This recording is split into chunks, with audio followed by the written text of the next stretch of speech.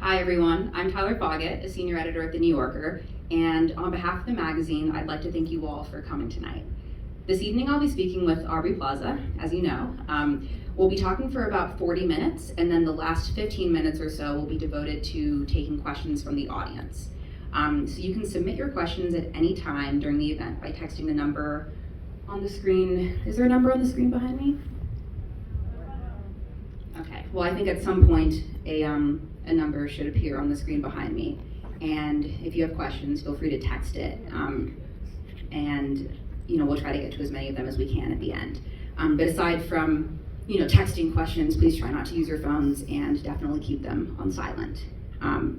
Yeah, so let's get to it. It's hard to think of an actress more entertaining or more versatile than Aubrey Plaza. She recently starred in a movie called Emily the Criminal, which I hope a lot of you have seen because it's absolutely fantastic. But for those of you who haven't, Plaza plays a character who is buried in student loans and who gets involved in a credit card fraud scheme in order to pay them off. The movie was produced by Evil Hag Productions, the company that Plaza runs with Dan Murphy, and it received widespread critical acclaim. A lot of you might know Plaza for her iconic role in the NBC sitcom Parks and Recreation, where she played April Ludgate, a deadpan character who really opened the door for female killjoys on television. And she's also known for her role in the TV series Legion and for starring in indie films like Safety Not Guaranteed, Black Bear, and Ingrid Goes West, one of my favorites, in which she plays an unhinged stalker who becomes obsessed with a social media influencer, which could be her most relatable role yet. Next, Aubrey will star in the spy thriller Operation Fortune and in the second season of The White Lotus on HBO, which premieres later this month. And soon she will begin production on Francis Ford Coppola's Megalopolis, a Roman epic set in modern times about an architect who wants to build a utopian New York City. Seems like there's a lot to unpack in that description. So Aubrey, thank you so much for joining us. Thank you for having me. So I thought that we could start by talking about Emily the Criminal. Someone on Twitter recently described the film as Joker, but for girls with student loans. Okay. And Evil Hag Productions actually retweeted that. And so I guess I was wondering, do you agree with that characterization? And when you were playing the character, did you see her as a hero who was like just kind of down on her luck and put in this situation, or were you playing her as an anti-hero? I wasn't playing her as I was just playing her as like a human being. I wouldn't say she's like the Joker at all. What? No, the Joker is evil. What the fuck? What? I have to wrap my head around. They retweeted that? No, yes, she's an anti-hero, but I think it's interesting because I think there's a lot more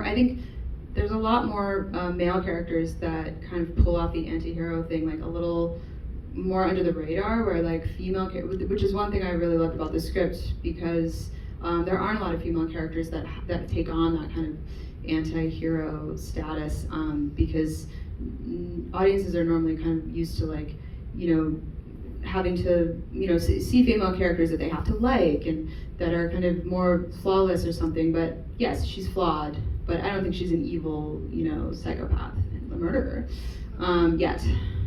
At least in the first installment. But sorry, what was the question? What was the first question? I guess like how you sort of approach the role, like hero versus hero. So I definitely, when I first read the script, think about things like that, larger themes and things like that. But I think I approach every role the same, and it's really just about kind of finding those things that I relate to in the character, and trying to like really dig in and find the truth of the character, what's driving the character, why is she doing these things, especially in this movie. Her choices are so insane, and just trying to create a human being, a fully realized, multi-dimensional human being that you feel is real. That's how I approach her, and I think it's up to the audience to kind of decide how they feel about that, So the fact that she was doing all of this, presumably because she was trying to pay off her student loan debt, how important was that to you as like a motivating factor? Like, would you have been as attracted to the script and to the movie if like she had been trying to pay off medical debt, or if she was just trying to get rich and wasn't actually in debt? The student debt part of it, you know, it's interesting because the movie coming out now, especially, you know, since Biden just kind of came out and released, you know, student loans or student debt, and it's very timely, but the movie was written years ago, pre-pandemic, pre-Trump, but unfortunately we're still kind of in the same, some things haven't changed, and I think that aspect of the film was interesting to me kind of intellectually, just because I felt like it was something that felt very relatable, and I felt like this is an opportunity to play someone that, you know, an entire generation of people could see themselves in and feel seen. Maybe that was my hope, but I would say that that wasn't a reason that I wanted to do the film. I don't like make choices to do films for any kind of like, you know, messaging, or I'm not interested in making movies for any kind of political statement, you know, reason or anything like that. I want to make entertaining films, memorable movies with characters that you care about. And I think that the student debt part of it was just something that I felt like a lot of people would care about, and they would see themselves in that. And that I felt like it was a great kind of framework for the film, but not a reason that I wanted to do it, but just kind of a bonus, because it was like, and it's about this. And so like it just felt really almost cathartic in a way to like play kind of the voice of an entire generation of people that are drowning in student debt. It's like everybody can relate to that. Totally. I feel like she's incredibly relatable, and like I feel like at every moment in the movie, like she, you know, I feel like she just faces things and reacts to them like in the exact way that, like, I mean, it was a really satisfying movie to watch, because you just, you know, it was rare that I was like, oh, you wouldn't do that. Like, it's like the opposite of the horror movie where like the person like runs toward the monster. Yeah, totally. And she like says all the things that you want to say in like interview situations or whatever, but you don't say because you're like, I can't tell this woman to fuck off. But we actually have a clip of that. Okay. That we're gonna watch the opening scene of the movie, which is the most like cathartic thing I've ever seen. Yeah, it's very cathartic. It's satisfying. Yeah. Roll the clip. I'm not in charge of the interview, so but that would have been great. Yeah. So good. I think it might be happening. Tyler, Jeremy, I actually don't know. I'm not producing this yet. I do see that you have something on your permanent record. Is that right? Yeah. Yes, it is. We haven't run a background check. We don't usually do that. Could you fill us in on the details? Sure. I have DUI, like a misdemeanor DUI. What happened exactly? I drove some friends home from a concert, and I ran a red light. Everybody was fine, but... And you were intoxicated. I was less intoxicated than my friends, but yeah, that's what happened. So. Okay. So this is your official background check, which I have read, and according to the state, you were convicted of aggravated assault in 2016. Is that correct? So you do have all my information? I'm afraid we do. Okay. Why would you? Well, if you want us to be generous with you, then you need to be generous with us and be honest. Okay? Okay. This is a very important job. You'd be handling private medical files. Right. Right. You're right. I'm sorry. Yeah, that's dark. Okay? Okay. And it tells what happened with the assault.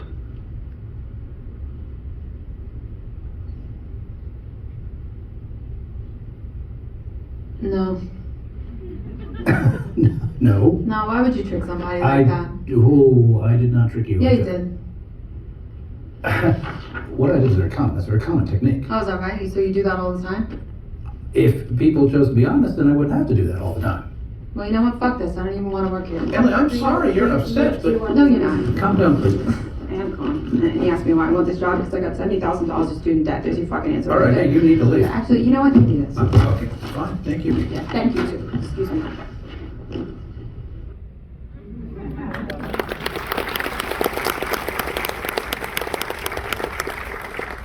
That's not Joker, that's like Batman. Okay, thank you. Jeez. So you mentioned Biden. You are famously from Wilmington, Delaware. Thank you. Have you have you ever met him? I have many times. Joe, me and Joe. Come on. Yeah, I met him. The first time I met him, when I was 16, and I met him at the Joe Biden Youth Leadership Conference. That was a very competitive situation as a high school student to get into. They picked one high school student from, I believe, every high school maybe, to represent every high school, and then you'd show up and it was an entire day worth of Joe Biden themed events. And, that's when I met him for the first time. And then, he was on Parks and Rec, and I just see him around, see him at the gas station, and not anymore, but. What's a Joe Biden themed event? I don't know. I actually don't know why I said that. I take it back. No, it was about the whole point of the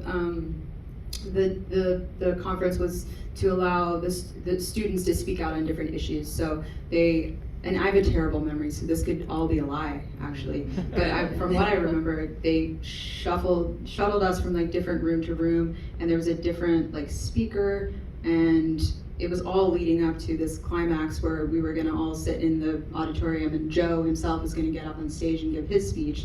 But it was an opportunity for the students to kind of voice their opinions on what should happen in terms of like different issues and stuff. So it was supposed to be like, let's get the students' point of view. But I actually was like very Tracy Flick in election style aggressive as a student, and I was like really angry about the conference, and in fact I had a stare down with Joe Biden in the audience because he asked like how the conference went, and I like raised my hand immediately, and I was like, it's bullshit, and this conference sucked, and you didn't let us talk, and you didn't let us tell, this was supposed to be about the students, but I was always trying to like rabble rouse at that point, and then he did not like it. He did not like what I said, and I remember his face got really red, and he used to get really fiery, when he would make speeches and stuff, and it was crazy. That's how I met him the first time. Did you guys like make up when on Yeah, Project? we did. And in fact, there's a really funny story because we shot when he was the vice president, and we shot at the White House, and they gave us a tour of the vice president's office. And before that, I saw him, and he like knew my name. He was like, Aubrey, and he whenever I see him, he always tells me the same story, which is that his first wife went to the same high school that I went to. So he always tells me the story about how he used to wait out by the convent for her because it was an all-girls Catholic school, and he would wait out by the convent for her to come out of school. And it's a very sweet story, but I've heard a lot. And then so I saw him when we did Parks and Rec. He told me the story again, and I was like, I know Joe. She went to Ursuline, and then he like remembered me. But then later, when we got a tour of the vice president's office, I saw a note on his desk that had been written by his assistant in official White House stationery that said Aubrey Plaza, underlined, Wilmington, Delaware. You met her at the Joe Biden Youth Leadership Conference when she was 16. Bullet points about me, and I was like, I knew it. I was like, he didn't remember me at all. But that's how politicians are. They have to, or whatever. And I stole it. And Mike Schur, I pocketed it. And Mike Schur, who's the creator of Parks and Rec, was horrified. He was like, you cannot steal from the White House. And I was like, I don't give a shit. I was like, I know what he did, and he didn't know me. And it's sad because I lost it. Can you imagine if I kept it? I could have framed it, sold it. Now he's the president. I had no idea. But yeah, I stole it right off his desk. And there's got to be cameras in the White House. But they didn't do anything to me. Was one of the things written on the note like most famous person in Delaware? No. That was that was later. Thing for a while, right? Yeah. So Yeah, for those of you who don't know, there was some kind of poll. You It was probably an tell us online better. poll. Yeah, it was the News Journal, which is the Delaware newspaper, did an online poll. Who's the most famous person in Delaware? And I won. I beat Joe. He didn't even get second place. This was before he was the president, but he didn't get second place. He got like third or fourth place. It was me, maybe Valerie Bertinelli, and Marty Heimlich, the guy that created the Heimlich maneuver. That dude, he's not alive anymore, but I'm pretty sure it was us three. And Not alive, but more famous than Joe Biden. or Judge Feinhold, also from Delaware. I could go on. Ryan Felipe. And there's a rumor that Bob Marley spent some time in Wilmington, but he did not live there. But So I'd like to talk about earlier in your career, before you were the most famous person in Delaware. So my understanding is that you moved to LA and you landed your role in the movie Funny People and your role in Parks and Rec and your role in Scott Pilgrim vs. the World, like all in the same week. Is that right? yes, it was a very lucky week for me. Was it your best week ever, or have you had better ones? In hindsight, yes. I had no idea at the time what was happening because I didn't hear in real time. It wasn't like, you got it. It was like later on I found out like, oh my God, I got that too? Like what? But yeah, I was really lucky. I was like, I really can pinpoint like, I had like a big break moment because I was living in New York, living in Astoria at the time, performing at the Upright Citizens Brigade Theater, and Funny People, which is the Adam Sandler movie that Judd Apatow directed. Judd was doing a wide casting call to find this character, and he wanted to cast an unknown comedian. And at the time, I was just doing improv and sketch comedy, but the character was a stand-up comedian, and so it's a long story, but the short version is like basically I pretended to be a stand-up comedian, literally like went up one night, did 5 minutes, had my friend film it, actually at Donald Glover, aka Childish Gambino, he had a stand-up show in Astoria, in Long Island City, and we were friends, we went to school together and stuff, and I just asked Donald, can I pop over there and do 5 minutes, and he was like, sure, and then I sent that tape in, and then they really loved it, and so the casting director said, okay, well now you have to fly out to LA to do a chemistry read, that's, the last step of this process, and I didn't have an agent at the time or a manager or anything like that, so I was like, okay, so I flew out to LA, for this chemistry read, and again thinking like there's no fucking way I'm gonna get this part, like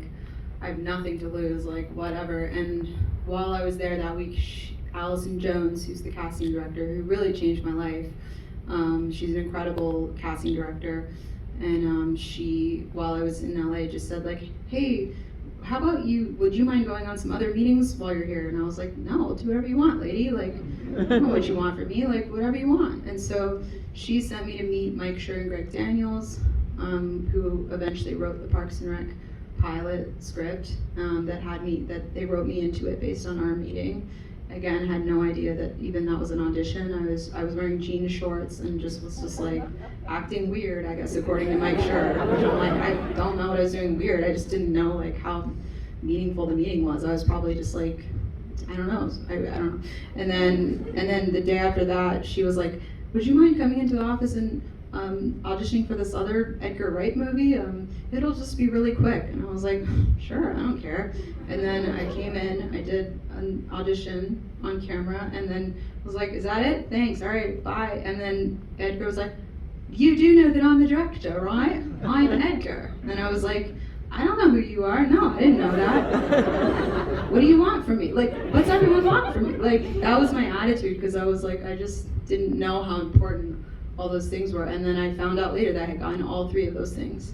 And they were very big things to get when I had nothing.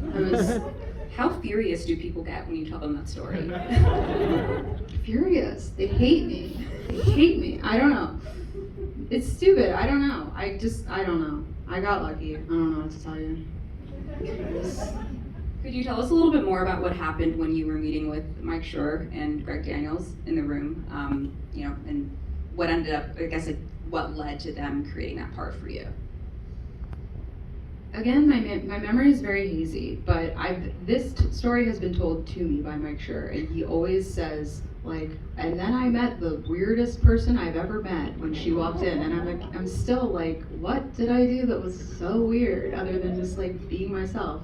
All I remember is that I was a huge fan of The Office. The meeting was on the set of The Office, and I kept seeing like Mindy Kaling and BJ Novak like walk by, and I was like, oh my god, they're on The Office. Like, I couldn't believe it, because I was like, I had never been on a set like that before. I've been seeing like famous people and going like, oh my god. So I was distracted. Greg Daniels then came in the office, and he's weird.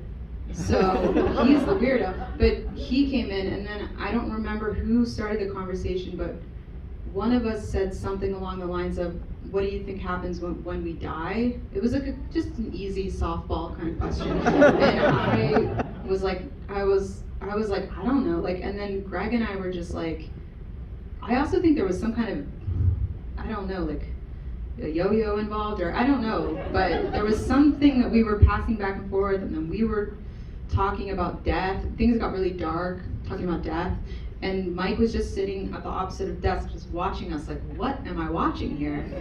And I think because he's probably used to people throwing themselves at him, thinking like, oh, I gotta get this part, and my attitude was just like, I don't care about you, I'm trying to figure out what's gonna happen when we die, dude. Like, this sucks. Like, Did you inspire him to write The Good Place? I don't know. You know what? Yes. I'm gonna say it right now. But it was that, and then I think they kind of told me a little bit about the pilot of Parks and Rec, and they said, we don't know exactly, but we think Amy Poehler's gonna have an assistant character. And then I was coming off of doing internships, college internships and stuff, and I was thinking, and I just pitched them the idea where I was just saying like, well, what if like the character is just like an intern, and she's just doing it for college credit, and she's like really good at it, but she doesn't give a shit about Parks and Rec at all, and like is just doing it to get college credit or something, because Amy's character obviously cares so much. And I was like, that would be kind of funny. And then that was like the beginning of April Ludgate, and then yeah, so I think it was something to do with that, but I don't know what I did that was so weird, to be honest. I have no idea, and I think he's a liar.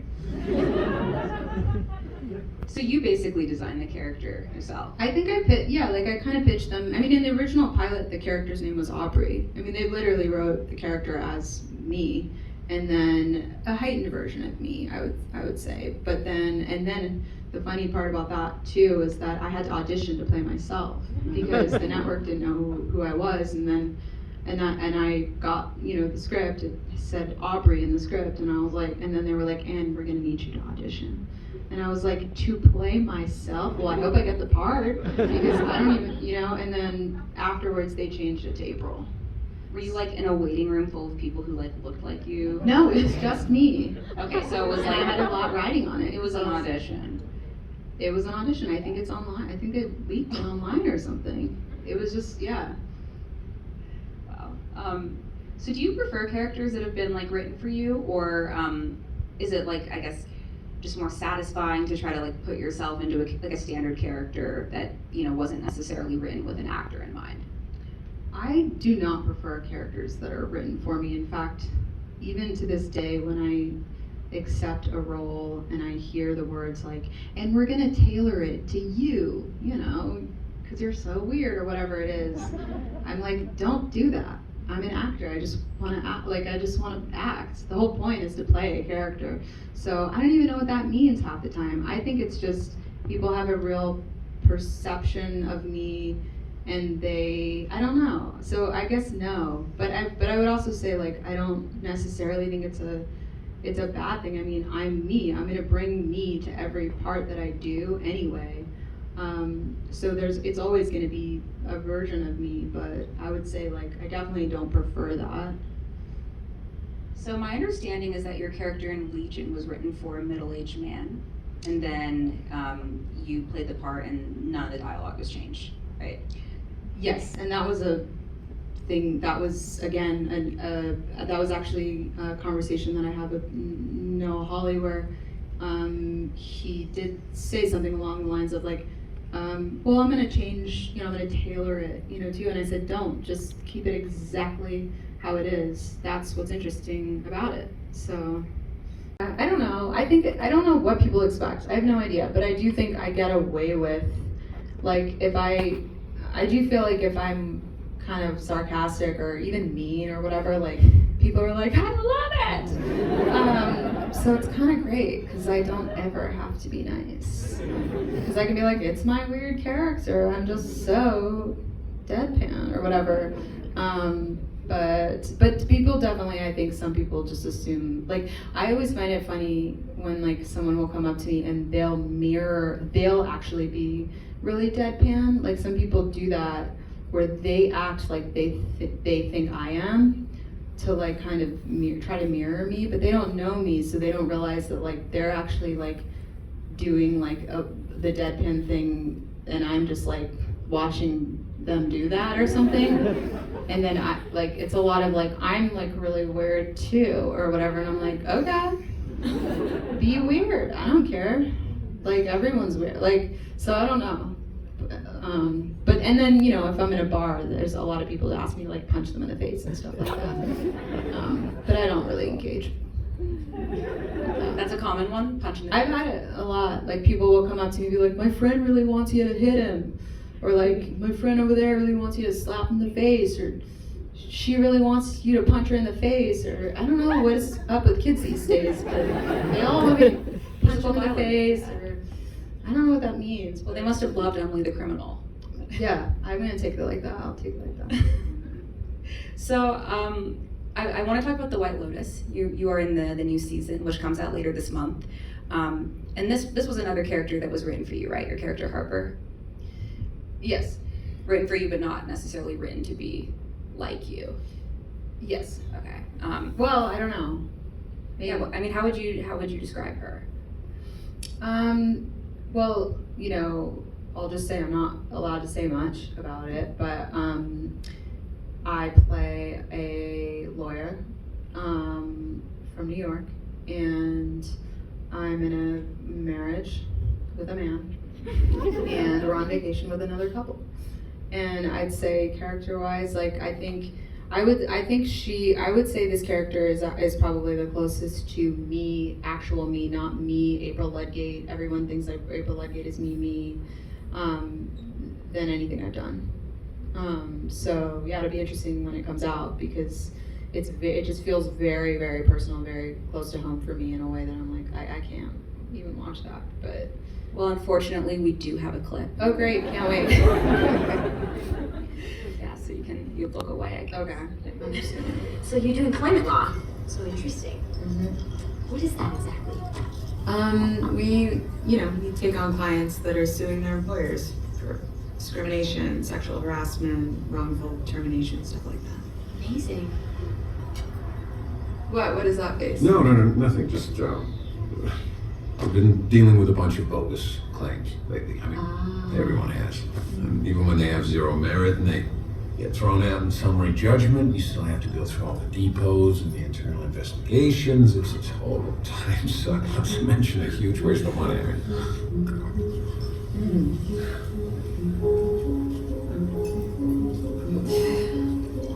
Well, they're not all bogus. No, God, no, fuck. Of course they're not.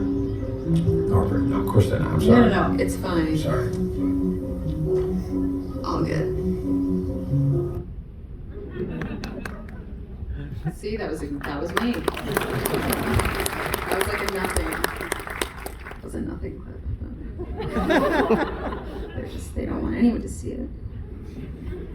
So what's the story behind how, like, meeting Mike White, and I guess, like, what led to you being in the second season of the show? It's a very long story, but I will say, like, Mike and I met as friends at a party years ago, and I've always been a fan of his work. I love everything that he has done, and in fact, Chuck and Buck, which I think is one of the best independent films ever, made by my dear friend Miguel Arteta, and Mike, who wrote and stars in the movie, was a big inspiration for Ingrid Goes West for me. And he knew that when I met him, and we kind of bonded over that when I first met him at Miguel's house, actually. And we had this like weird we had this kind of like weird thing happen where basically I had this project that I had been working on for years, a movie that I was trying to write and really struggling to write, based on a very personal story that happened to me. And somehow in the conversation at the party, I pitched it to him, but not even on purpose, not in a work way, but just in a like, we talked about Scandinavia, and I said, oh, well, I've actually been to Sweden. I have this crazy story that I've been trying to write about. And he was like, oh, well, I really want to go to Sweden, and so on. And then we connected over this story that I was trying to write. And then I don't know how much to go into this. Yeah, I mean, what's the story? It's like, well, it's just basically like I dated a Swedish exchange student in high school, and I was like very obsessed with him because it was like a first like love kind of thing. And then, you know, as all exchange programs do, it ended. He went back to Sweden, and I was devastated, and I was like, but we didn't even break up. So like years later, after like I got out of a anytime I would get out of a like relationship, my brain would always go, well, I'm still with Johan technically because we never broke up. They just made us break up because it was over. So it was this thing that I was always kind of like fixated on. And then so 10 years after the exchange program had ended, when I was on Parks and Rec at that point, early days, I decided to go to Sweden to find him by myself, and in a kind of stalkerish kind of scenario. And I did, and I went to Scandinavia for 2 weeks by myself, and the story of that trip was the story that I told Mike. And obviously he's very into stalking stories, very much so. And so he was like eating it up, like, and then what happened? And I was like, and then this, and then he was basically like, well, I'll like work on that with you, or I'll write that with you. And I was like, what? Like that thought never even crossed my fucking mind. Like, you're my dream collaborator. And he was like, yeah, I'll do it, but I'll do it on one condition. And that is if you meet me in Stockholm and we see Johan again. Because this was now 10 years after the 10 years that I had done it the first time. And I said, you don't know me, mister, but I'm someone that will do that. Because I'm crazy. And he was like, I'm crazy too. And I was like, see ya in Sweden. And that was it. I then saw him in Sweden next.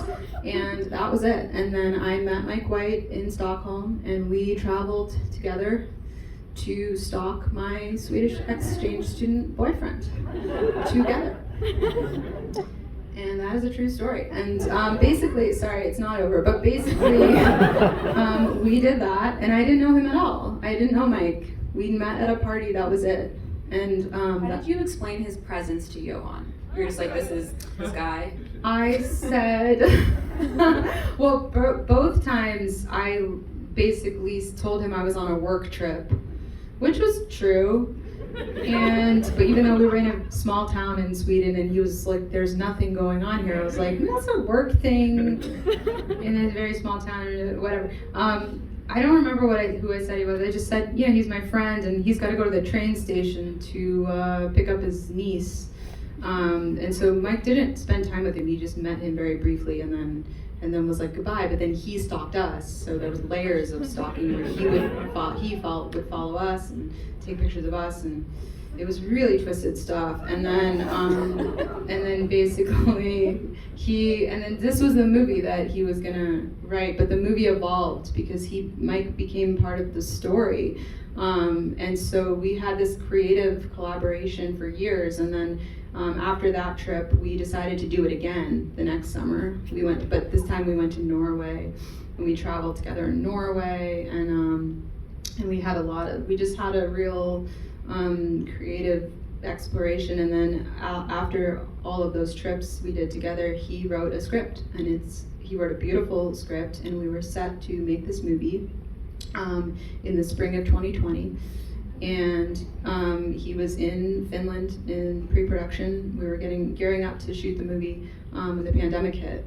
And then he was actually on one of the last, I think he was on the last flight, one of the last flights back into the country before they shut the borders down.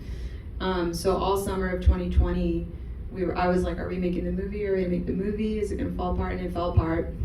And then he pivoted to the White Lotus. And so the movie never happened, but then season 2, you know, White Lotus obviously is a huge success. And then, I don't know, he didn't forget about me. And he's told me, don't take a job next year. I want to work with you in this show, because I think we just want to work together so badly. So it's a really wild story of how I ended up on White Lotus, but it has to do with my Swedish exchange student boyfriend, Johan Gustav Mattsson, which I don't know, it's like weird to say his name. We'll edit this out. Is this on television? I think it has to be. Everything is content, I understand. So I think it's actually time to ask some audience questions. So I think they're popping up here. Okay.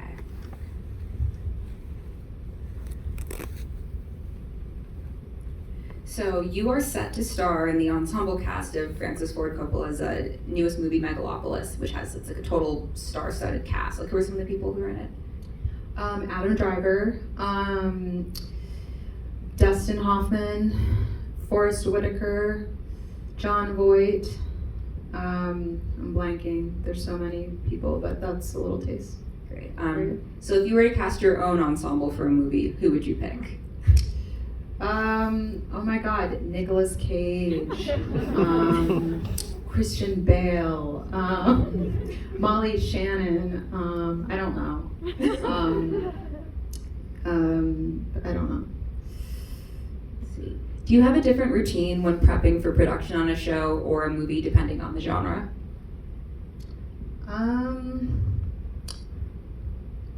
No, I don't think so. The genre, no. No, I kind of treat everything the same. Comedy, drama, Chucky. It's all the same to me.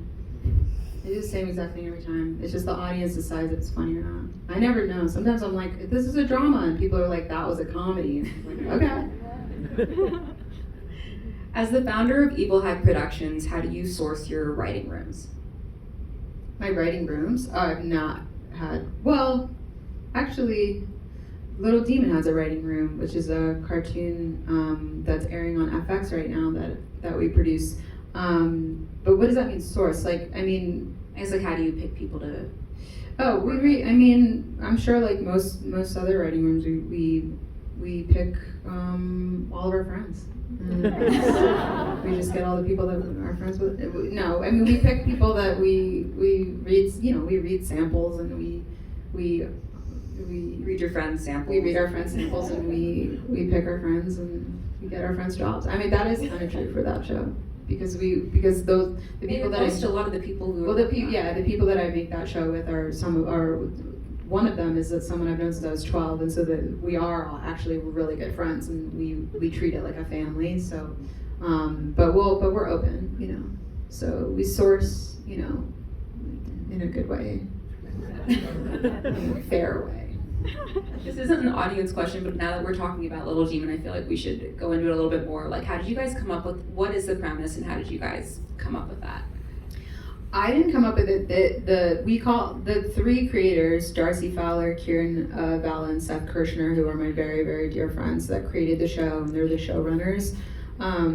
They came up with the idea and pitched it to me. We had made 2 live action pilots as a group that never made it to air, which is really sad because I think we made some really good stuff. But before its time, and they pitched it to me. They were like, it's about a single mom that gives birth to the Antichrist, and obviously, you know, the baby daddy is Satan.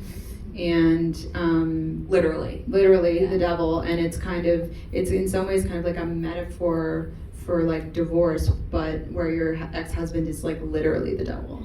And I was like, sign me up. So going back to audience questions, do you or would you like to do live theater? Yes, I would love to do live theater. I came very close one time, and I actually went through like a very rigorous audition process for a Broadway show a couple years ago, and I got the part, but then I couldn't do it for contractual scheduling reasons, and it was like one of the biggest disappointments for me. It was a heartbreaking thing for me because I wanted it so badly, so I hope that I get to do it someday. If you could only star in one genre for the rest of your career, what would it be? Erotic thrillers. If for the rest of my life, I guess if I had to choose for the rest of my life, I would choose comedy, probably just because, dark comedy, but like, just because, God, it's so exhausting having to cry all the time, and at least like that's what I learned on Parks and Rec. I'm like, this is a good job. We're just making jokes all day long, just doing bits and just messing around. So for the rest of my life, I would do comedy, but that also sounds like, yeah, scary too. If you weren't an actor, what would you be? If I was an actor, I don't know, my mom's in the audience. I bet she would like be able to answer. Mom, what would I be if I was an actor? All right, asshole. Okay. A lawyer. My mom's a lawyer. I'd be like you, Mom. I'd be a lawyer like you. I don't know. Maybe I'd be like a drama teacher or something, or like a teacher maybe. I don't know. Whatever. I think I'd be like, youth. Be like a high school teacher, like, but I'd be like a cool one. Do you have any words of advice for current college students who want to act, or just sort of like create or make art in general? I would say like just self-generate stuff. Like I think the biggest thing that I learned kind of coming up was just like, I remember the feeling of like waiting for like the perfect thing to come along, or like having this like fantasy in my head where I was like, this perfect like role or whatever is gonna, okay, it actually did kind of happen to me, but now that I'm thinking about it, but that doesn't, but I actually, no, I think because of the things I had done up until that point, which was a lot of self-generating, like I was doing so many like, my own videos, like constantly doing like sketch videos and like web series and live theater. I think it's just about like doing your own thing and not waiting around for like the industry to like all kind of align. Like you have to just do it yourself, like, and you just have to have that mentality, and you have to put your own, whatever's unique about you have to put that into it. Because you are the only you, and then that's what feels authentic, and then people respond to that, and then like later down the line you can like do what you think everybody thinks you want, they want or whatever. But I think when you're starting out, it's just so important to like stay really true to who you are and show who you really are, so that people are introduced to like a new thing. Do you have any major career regrets? I don't think so. Like I kind of feel like everything kind of happened. I don't know how it's supposed to. I mean, I think like right before I got Funny People, I was on a little bit of a track to audition for SNL, and I was like very, very, very huge SNL fan coming. You interned there, right? I interned at SNL, and I wanted to do improv because of sketch comedy, because of SNL, and I was really obsessed with SNL. So when I got the part in Funny People, I kind of took myself out of the the audition process or whatever, and who knows if I ever would have gotten on the show, but like I definitely like remember feeling, because Kate McKinnon and I were actually we were talking about writing a 2-person show together, because we were performing at UCB at the time, and it was like we just both kind of like went on different tracks, and I just like went off and did the movie, and I did think for a minute like maybe I shouldn't do this movie, because then maybe I should just audition for SNL and like really go the thing, and then but people were like, do the movie, it's an Adam Sandler movie, like do, which I'm like, of course, but I don't know, that's not like a regret. But are you still friends with Kate? Could you still do the two? Yeah, I would do. I feel like Kate and I will like maybe like in our 70s or 80s we'll do like a 2-person kind of Broadway two-hander, because we were gonna do. I hope she doesn't care, but like if I say this, but we were both assistants to people in the industry, and we were gonna do like a show about like being assistants to like a powerful person or whatever. But like maybe when we're older, we could like take on the other role and like play. I don't know. I'm like thinking about that, but yeah. I'd watch it. Okay. Question from a fellow Delawarean. What's your Capriati's order? Oh, I like. I mean the what is it called? The Bobby.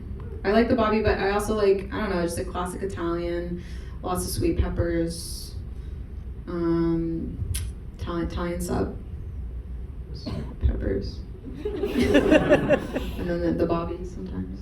Was that an Evie question? Who asked that? Okay, you understand. The Bobby, yeah. The Bobby is a Thanksgiving, it's like a Thanksgiving dinner in a sandwich. It's like having everything in a Thanksgiving meal wrapped up in a sub. Like turkey and It's cranberry and very Delaware. awesome. Yeah, sure. It's Joe Biden says the Bobby. He's copying me again.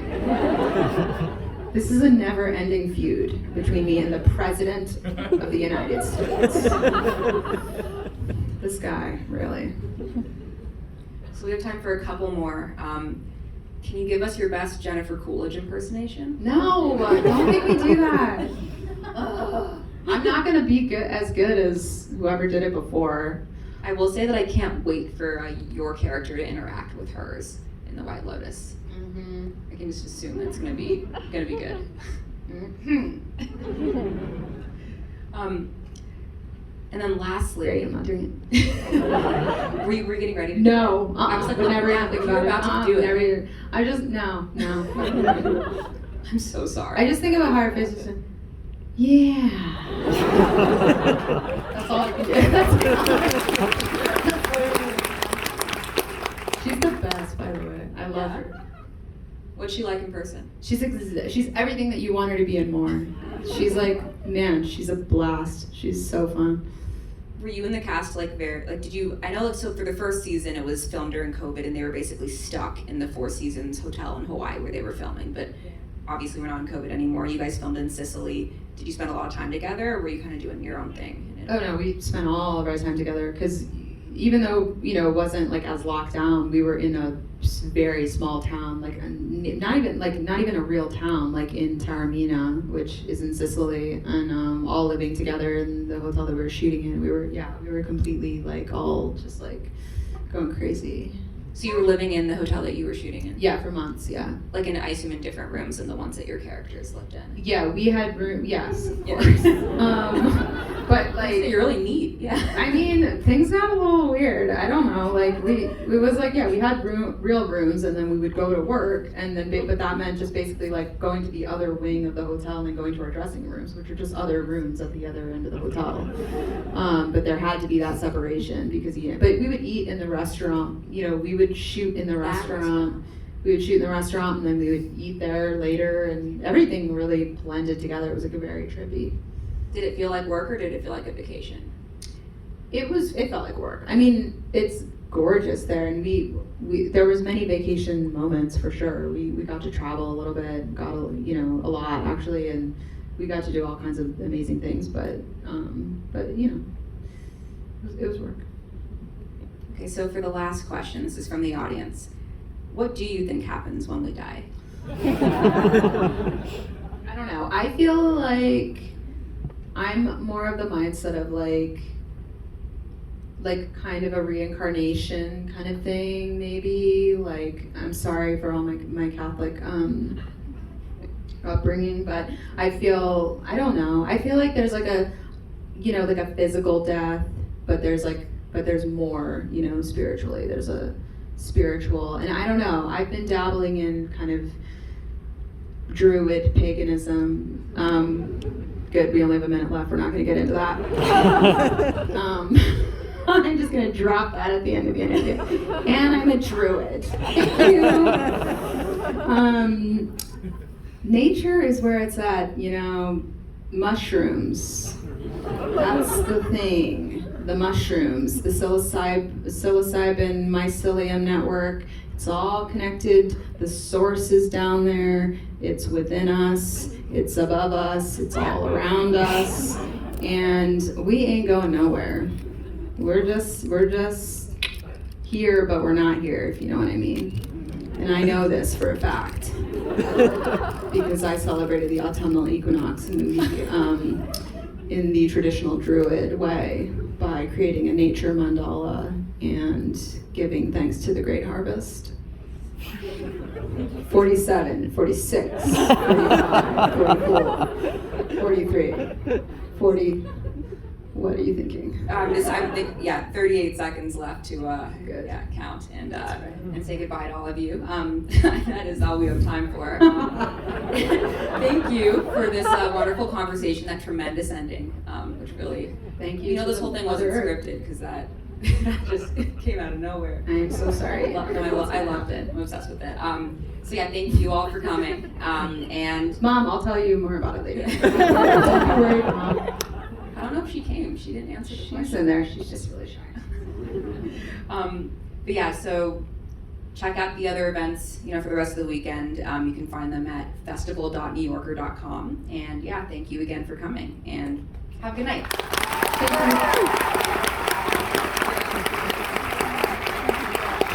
Zero.